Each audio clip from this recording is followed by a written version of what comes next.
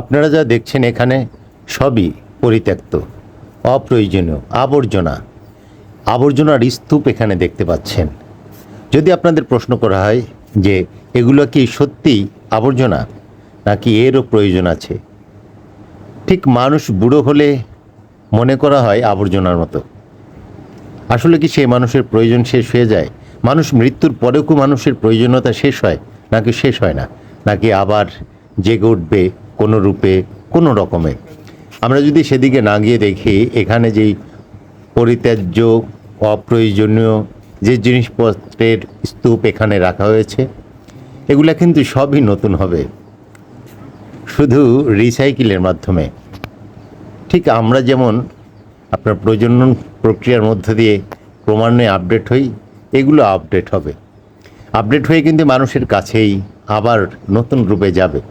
আমরা ভাবতে পারি এগুলো আমাদের ব্যবহার উপযোগী না, এটা স্বাভাবিক। আসলে এই পর্যায়ে ব্যবহার উপযোগী না হলেও এগুলোর যখন আবার নতুন করে ছাঁচে ফেলে নতুন প্রাণ দেওয়া হবে, তখন কিন্তু আমরা এগুলাকে স্বাচ্ছন্দ্যে ব্যবহার করতে পারবো, আগ্রহ করে আবার মার্কেট থেকে কিনে নিয়ে আসবো। এখানে অনেক কিছুর স্তূপই থাকে। আসলে আপনার যা প্রয়োজন নয়, তার মানে এই নয় যে আপনার যা প্রয়োজন নয় সেগুলো অন্য কারোর প্রয়োজন হতে পারে না। আপনার অপ্রয়োজনীয় জিনিস, পরিত্যক্ত জিনিস, ফেলে দেয়া জিনিস আরও অন্য মানুষের জীবিকা নির্বাহের পথ হতে পারে, জীবিকা নির্বাহের দারুণ উপকরণ হতে পারে। এগুলোর মধ্য দিয়ে কিন্তু অনেক কিছু আবিষ্কার করা সম্ভব, এবং এখানে অনেক শ্রমিক কাজ করবে। শ্রমিকরা যেমন তাদের ন্যায্য পাবে, অর্থ পাবে, পাশাপাশি এই জিনিসগুলো নতুন রূপে আপনাদের কাছে পৌঁছে যাবে। তার জন্য দরকার কিছু প্রক্রিয়া।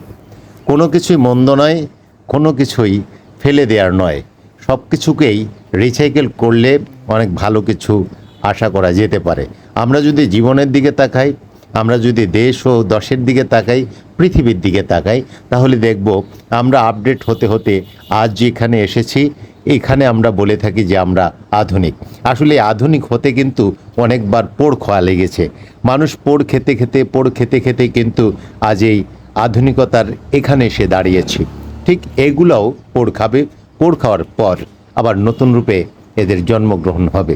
সে পর্যন্ত অপেক্ষা থাকুন। এমন আরও অনেক ভিডিও পেতে আমার সাথে থাকবেন। আমি গুলজার হোসেন গরিব কবি। আর ভিডিওটি ভালো লাগলে লাইক, কমেন্ট, শেয়ার দেবেন। আপনারা শেয়ার দিলেই আমার যেমন ভালো লাগবে, আর আপনারা হয়ে উঠবেন আমার অনুপ্রেরণার মানুষ, আমার সাহস ও শক্তি। আপনাদের ভালোবাসা পেলেই আমি গুলজার হোসেন গরিব কবি, শ্রমিক, বালু শ্রমিক বলে থাকি, এগিয়ে যেতে পারবো সামনের পথে। সে পর্যন্ত আপনাদের আশা করি পাশে থাকবেন।